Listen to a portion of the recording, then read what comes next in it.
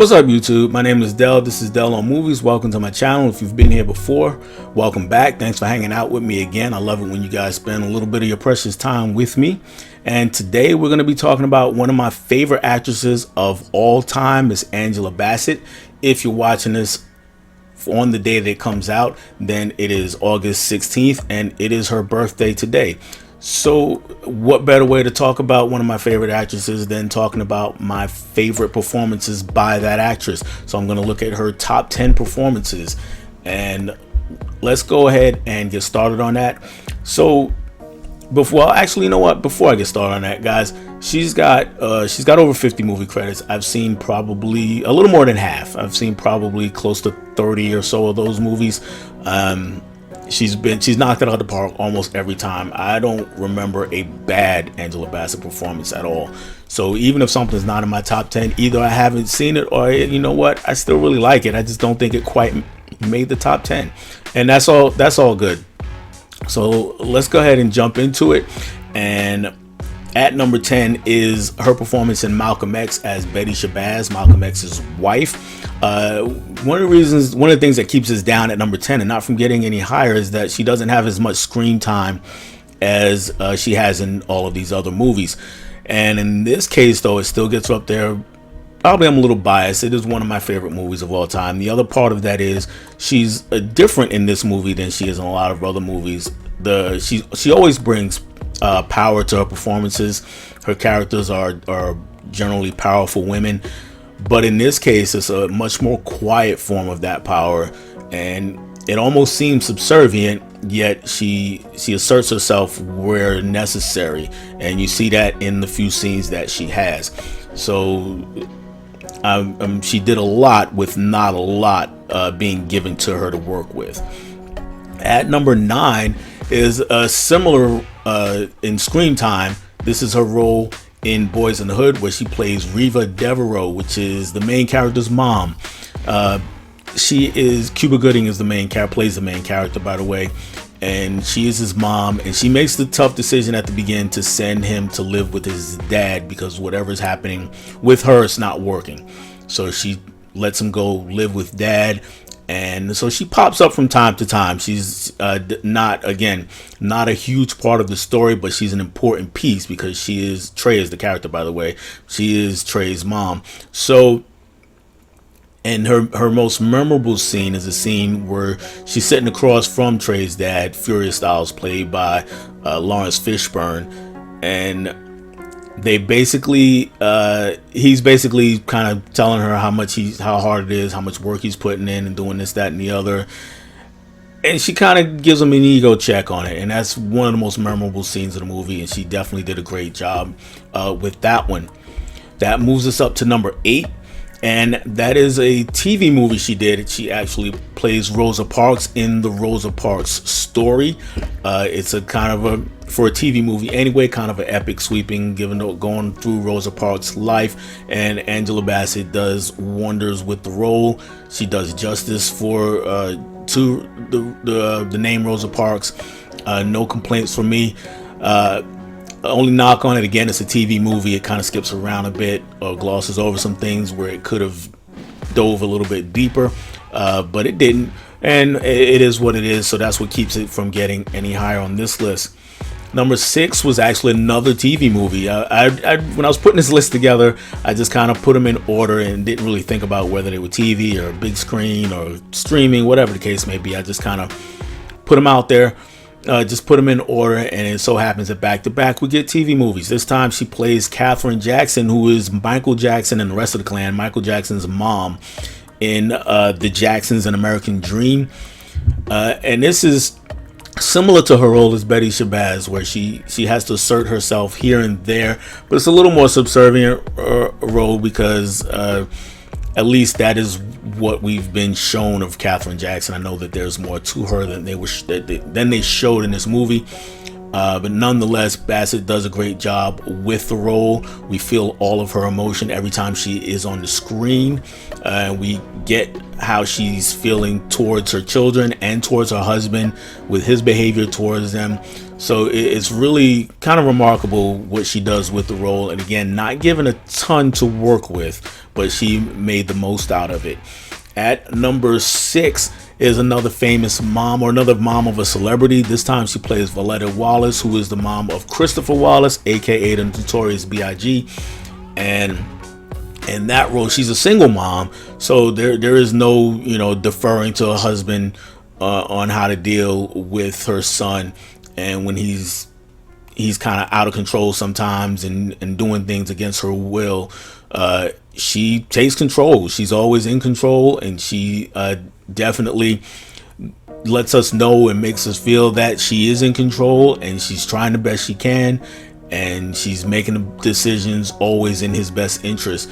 And she definitely takes control of the screen when she's on it. She's one of the most seasoned actors in the movie, and it shows because she just definitely steals every one of her scenes that she's in. And number 5, to continue the theme, because she was typecast for a while, and I guess to some degree she's still typecast a little bit, where she's always the strong mom type, and in this case it was in Akeelah and the Bee, where she played Tanya, who is Akeelah's mom. Akeelah is I think she's middle school girl, and she's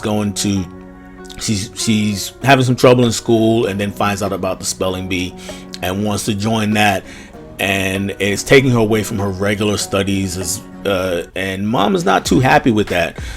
She thinks this is kind of a flight of fancy, where she needs more focus on getting good grades in all of her classes and not focusing all her energy on getting into the national spelling bee. And she's really kind of puts her foot in the ground, and she's one of the opposing forces. The other, of course, is the faculty and Akeelah's mentor, all trying to get her to participate more in the spelling bee. And it's a really good movie. I've talked about it before on this channel, so if you haven't seen it yet, definitely check it out. So Akeelah and the Bee, her role there gets my number 5 spot. Number 4 is a movie where she's a different kind of, she's a mom, but not like these other moms. She plays Stella in How Stella Got Her Groove Back. And Stella is a woman who's she's in her 40s, I believe, maybe late 30s. I think she's in her 40s, and she starts to go through a divorce. And she just, like Austin Powers, wants to get his mojo back. She wants to get her groove back, so she goes on vacation to Jamaica, and she meets up with a young guy there. And then, quite a bit younger. He's like in his 20s, played by Taye Diggs. And the movie then deals with all that comes with that, as far as people saying how he's too young and he's immature, and her discovering that he's immature or not quite what she wants, or maybe he is. And it's based on a novel that's based on a true story. I'll say by Terry McMillan. It's a great book. Again, based on some actual events in Terry McMillan's life, as she wind up marrying a much younger man than her. So Angela Bassett takes us through the gamut of emotions that comes with all of that, and that is what she's good at. So she does a great job with that. At number 3 is a lot of people, this is one of her best performances. For mine too, obviously. It's number 3, just not one of the top 2. And she plays a detective named Lynette Mason in Strange Days. If you haven't seen Strange Days, if you're a sci-fi fan, if you've seen and you haven't seen Strange Days, having trouble talking right now, check it out. Strange Days. It's we got a guy who is he's a drug dealer, I guess is the best way to put it. But the drug that he has, it's like a harness people wear on their head, and they can see into other people's memories of what they've done recently. So he's kind of a dealer of that. It's against the law, and sometimes people want to see the outlandish things. So the memories of criminals are really hot on the market. and Angela Bassett, of course, is a cop. She's pursuing him, and I won't say too much other than that. The only thing is, even though it's set like it deals with our Y2K fears, because it's set right at the turn of the century, and we were all scared of how much things were going to change going from 1999 to 2000. Things change, not as drastically as what the movie portrays, but it is really good sci-fi if you have not seen Strange Days, and so seek that one out. Number 2 here is her role in Waiting to Exhale, where she plays Bernadine. And Bernadine is another divorcee with some kids, but this time she's bearing a lot of weight. Her husband that divorced her, he's well-to-do, so she's a rich lady. And when he leaves, of course, there's lots of her. She's got the iconic scene. You probably have seen at least a meme or a picture of it online, where she's standing in front of a burning car. That is one of the great scenes of the movie. Another Terry McMillan novel, by the way, if I'm not mistaken. And Angela, it's an ensemble cast. Whitney Houston's in the movie. Loretta Devine is in the movie. Wesley Snipes is in the movie. Lots of people are in the movie that you recognize and know. So it's really an ensemble cast. It's about these 4 women. They're all friends, and they're all going through different things at different stages in their lives. And for her, it's this divorce and trying to piece her life back together. Great movie. Again, if you really want to see Angela Bassett doing some of her best work, this is a movie that you have to check out. But not quite my number 1. My number 1 is a biopic that she starred in, and it is What's Love Got to Do With It, where she plays none other than Tina Turner. So this is one of my all-time favorite performances, and for me, I believe this is a performance that she should have won an Oscar for. She did not, unfortunately, but she is outstanding in the role. She embodies Tina Turner completely. The one small knock on it, she actually doesn't do the singing, but hey, who can sing like Tina Turner? So if you haven't seen What's Love Got to Do With It, it's a tough watch. If you know any of her story, you know she was married to Ike Turner, and you know there was lots of physical abuse going on, lots of mental abuse going on. So all of that is depicted, and by a great performance with Lawrence Fishburne, who again played her husband or ex-husband in Boys in the Hood. He plays Ike Turner here, and the two of them together are just electrifying. Great movie. Go check out What's Love Got to Do With It. That is all I have for the list. There are lots of other movies in her filmography. Again, she's got like 50 or 60 movies that she's appeared in. I've seen, again, more than half of those movies, and every time she seems to knock it out the park. So you're not going to come across a bad Angela Bassett performance. She's still going strong. She is right now, for me, the highlight of the trailer for the new Black Panther movie, Wakanda Forever, that comes out in a few months. I think she has the only speaking part in the trailer, by the way. So definitely one of my all-time favorites. Let me know some of your favorite Angela Bassett performances. Are there any that I should have had in there that you think are a lot better than I do?